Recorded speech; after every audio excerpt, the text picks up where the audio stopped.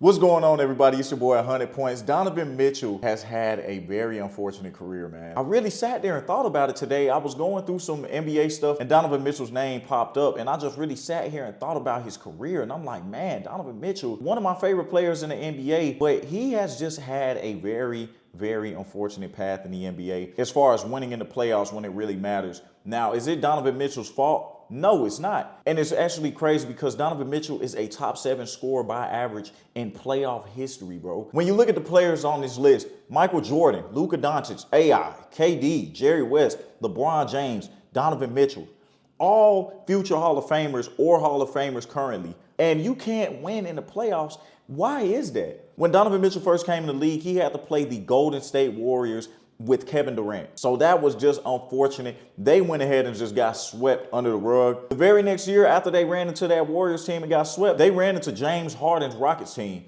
And guess what they did? 4-1 them. The next year after that, the Utah Jazz had to go and play the Rockets again with James Harden, and they got 4-1 again 2 years in a row. The next year, once they lost that one, they went to the playoffs and lost to the Nuggets, having a 3-2 lead, but letting Jamal Murray explode for 50 points and then going to a game 7 where they lost by 2 points, 80-78. The year after that, they went and lost to the Clippers 4-2 against PG and Kawhi. So after they lost to the Clippers, that was the end of his tenure in Utah. Donovan Mitchell goes and gets a fresh start in Cleveland. Good for him. Ran into the Knicks in the playoffs. Lost to the Knicks 4-1. The year after that, Donovan Mitchell ran into the Boston Celtics team that won the finals with ease. And the next year after that, he ran into the Pacers team that went to the finals. What is going on with Donovan Mitchell in the playoffs? He has the worst luck ever in the playoffs when it comes to matchups, when it comes to his teammates.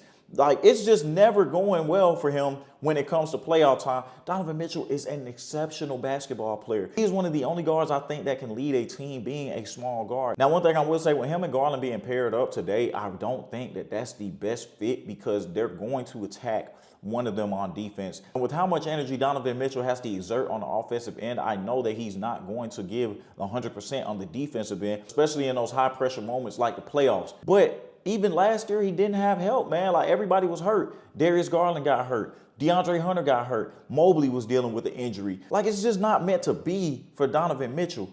A player of that caliber who has not even reached the conference finals one time. A top 7 points per game scorer in playoff history, man. He is not getting to where he needs to go. What is the problem with Mitchell? I just think it's a case of bad luck, to be honest. He has been outclassed and outmatched in every playoff matchup that he's been in. Now, some series I really did think he had a chance in. The one with the Nuggets, they should have finished them off at home, and they didn't. When they lost that game, I said, yep, they're going home next game, especially when they have to go to Denver. And what happened? They lost. In 2022, they were outmatched by the Knicks, who had a deeper roster than them. You had Evan Mobley in game 7 drop 6 points. What is that? What is that going to do to really help a team? And I'm not even going to get started on Mobley right now because the Cleveland Cavaliers team this season has been disappointing. One of the reasons why I feel like is because of Evan Mobley. He's taken a step down defensively this season. He also is giving you the same 18 and 8 that he's given you for the past couple of years. And I love Evan Mobley. I think that his ceiling is so high. I think that he can still be a 24-point, 10-rebound type of guy. But when is it going to be? How long do we have to wait on that transition? I don't know how I feel about Darius Garland in playoff moments defensively. I don't know how to feel about him after this toe injury. Is that something that's going to linger on later in the year? I don't know if Jarrett Allen is the center for this team. I think that they could potentially have a center that can stretch the floor or some modern day big man that could complement Mobley's strengths rather than having Jarrett Allen. Players on this Cavaliers team are still hurt. We have not seen Max Strus all season. DeAndre Hunter has been in and out the lineup. You have not seen a lot of Sam Merrill. Darius Garland hasn't played a lot of games. So what is it going to be this year for Cleveland? I think the East is still wide open this season. I don't really believe in the Knicks and the Pistons being that much better than the Cleveland Cavaliers. I just think that the Cavaliers are just playing very bad right now to their standards. Like, they just lost to the Hornets. What are y'all doing losing to Charlotte Hornets, man? What are y'all literally doing losing to the Charlotte Hornets? A Hornets team that is a bottom feeder in the East. What are you guys doing? And I just feel like if he cannot capitalize in the next 1 or 2 years, it might be over for D. Mitch. I hate to say it like that. Now, maybe Donovan Mitchell can get to another team or Cleveland can bring him some more help, but I feel like he has all the help that he needs in Cleveland right now, and they still cannot get it done because of the lack of consistency from some of the players, the injuries from some of the players, and just matchups. They're getting matched up against teams that are just better than them. I don't think that the Pacers were better than them on paper, but when you watch them play in that series last year, the Pacers just had it, man. We seen it all playoffs. They had the swagger. They had the chemistry of the team. The Pacers were just looking better than Cleveland, and when Halliburton hit that game-winning shot, it was like it took the hearts out of Cleveland's chest. Literally, when I seen that game winner, I said, Cleveland's in trouble. Like, they're really, really in trouble, though. And they got beat by the Pacers with no problem. So I just really don't know what Donovan Mitchell's career is going to look like when it's all said and done. He's 29 years old. He turns 30 next season. He's in his prime, and he's still playing high-level basketball. But what is it going to take for him to reach that step in the playoffs? I really, really hope I can see some Donovan Mitchell play in the conference finals this season, but we will see what happens. If he cannot get it done this season, what else is there for Cleveland to do?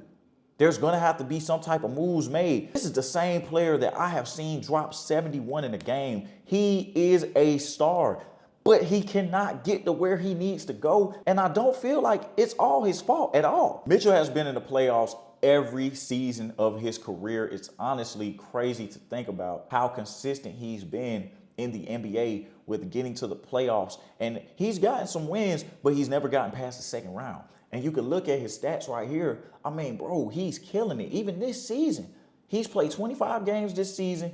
Durability has really just never been a real issue for Mitchell, so that's a great thing. But, I mean, looking at this season, 38% from three, almost 50% from the field, and he's averaging 30 points a game. He was top 5 in the MVP race last season, first team All-NBA, was an All-Star the season before, second team All-NBA. He was an All-Star for the 3 seasons before that. What else can we expect from Donovan Mitchell?